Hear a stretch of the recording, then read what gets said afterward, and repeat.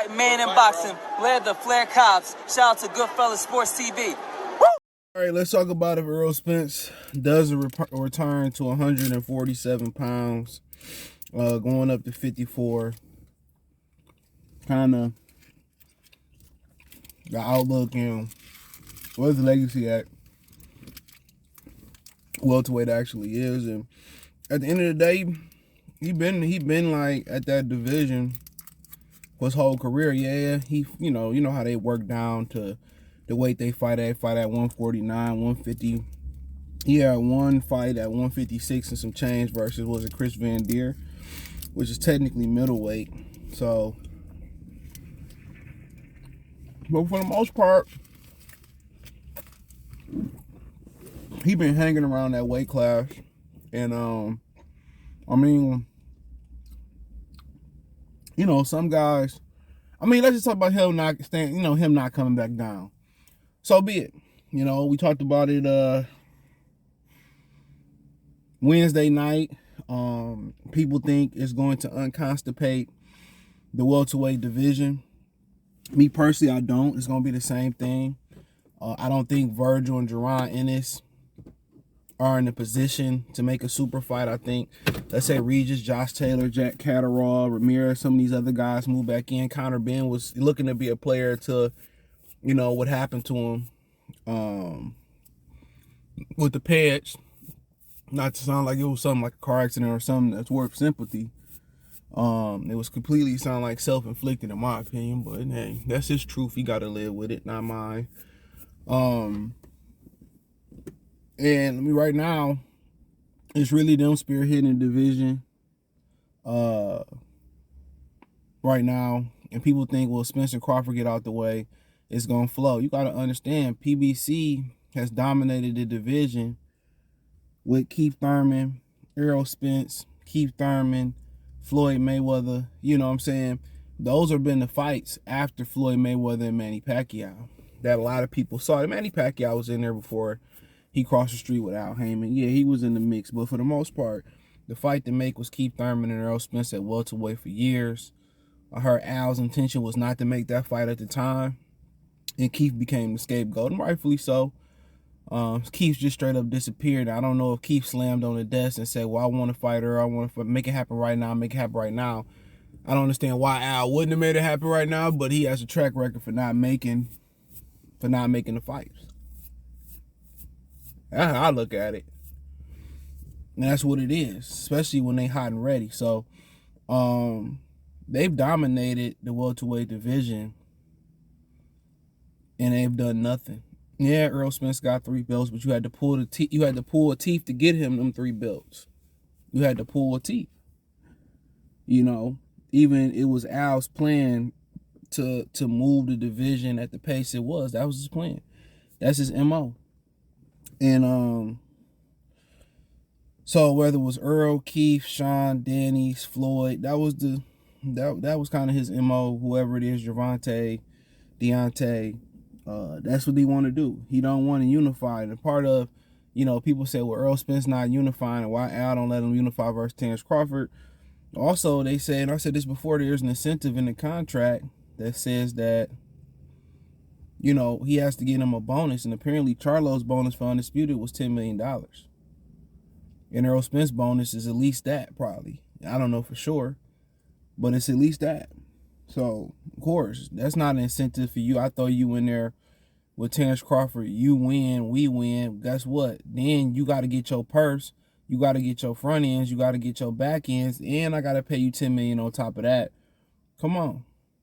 When I can go fight Canelo, keep the bonus money in my pocket, and you can make the $10 million, you know, or additional, you know, whatever you make versus Canelo, you're going to make that on the back end anyway. And it's not going to come out of my pocket.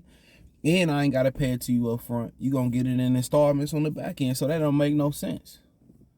So whatever the purses are agreed to, Errol Spence win, he allegedly get a bonus of at least $10 million added to his purse. And maybe it's exaggerated. Maybe it's around there. Maybe it's a bonus of 5 or 2. Who knows?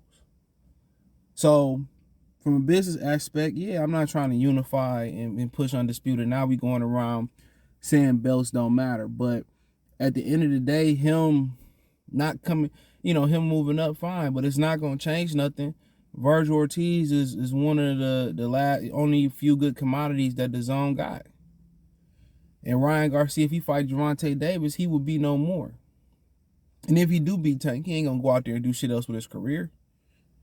But keep doing what he doing. Kid Austin, I don't know much about him, to be honest. So I can't really say, but apparently he's a hot prospect for them. But other than that, I mean, come on, Williams and Pettis. Now, they got a few guys, Joseph Diaz, but it's not a stable, a fruitful stable of for sure stars, especially with Canelo leaving. Then you go to Cameron Duncan. I don't know who Cameron Duncan promote, to be honest. Apparently, he said Veland Duran Ennis going to be next, which is a good fight. The one that beat Rashidi Ellis. And, I mean, he don't have much, and to my knowledge, with Cameron Duncan. So that's one of his last Mohegans there. So you think they're going to be in a rush? Neither one of them are hot names or big names in boxing to put Duran in there with Virgil Ortiz and Virgil Ortiz or Duran Ennis, no matter what the trainers, what the daddies, what the managers or people saying publicly. Of course not. They're going to build that fight up, and they might not see that fight to 154 pounds. Or down the line at the welterweight division. They ain't in no rush to make that fight. It's going to be the same thing. This is the MO of boxing. So if PBC, with everything on their side of the street, and they still can consolidate the belts before Bud got there, and then pay Kell Brook to, not Kell Brook, pay Vargas to come get the belt from Top Rank and give him the belt, or whatever. They can't unify all the belts then. Why now? So at the end of the day, Errol Spence did more than most at welterweight. Is he an all-time great at welterweight? No. Can't say he is. So, he's a really good welterweight. Going through a Pacific number, top 20, top 10, top 5, top, 3, no, nowhere in there. Really good. If his legacy is to end, with fighting Ordenis Ugas, winning 3 belts, never got the lineal belt. So that hurt his case. But a really good welterweight.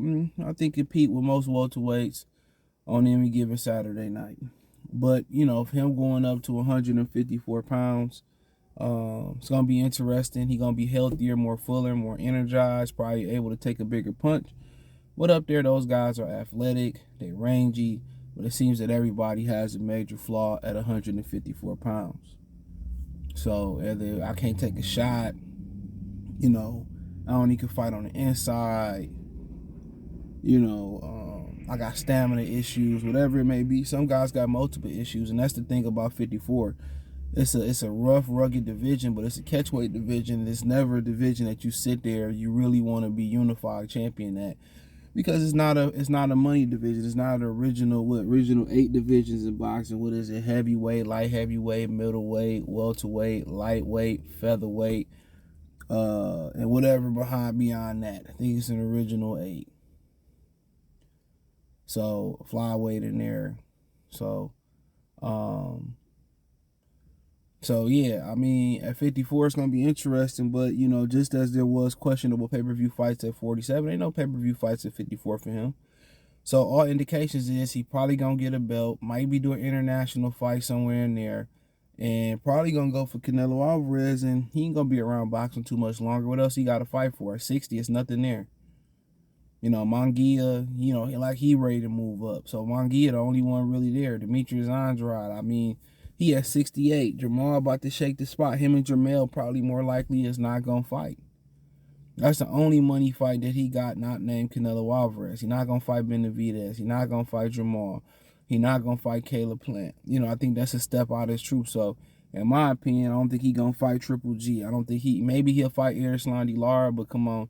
That ain't no money fight. Danny Garcia rematch don't make no sense. So you're really looking, Jermell Charlo and Canelo Alvarez. And if I had to be a bet man, I'm pretty sure he gonna regret not fighting Terrence Crawford at all. And I was speaking to one of my homies, he down there in Texas, and he said that, I'll keep everybody's name anonymous, somebody, that's a feel kind of know him for sure.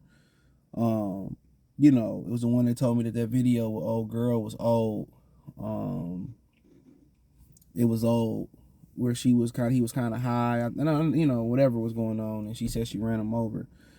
He said that he told them that he would never. He said he was playing. He said that Errol was telling them that he never wanted to fight Terrence Crawford, and he was gonna fight. He wanted to fight Keith Thurman, and that he was just talking about not wanting to fight Keith Thurman. So his legacy is gonna be stained with not fighting Terrence Crawford. And the people that know him best, and how we trying to know, well, Al stopping the fight is him. He don't want to fight Terrence Crawford. And that's what his people said. That he don't want to fight Terrence Crawford. He knew he was gonna fight. He wanted to fight Keith Thurman, and that he had no interest in fighting Terrence Crawford, and so be it. And this is a very reliable source. So he has no ambitions on fighting Terrence Crawford, and everybody know it. And it came out of his freaking mouth.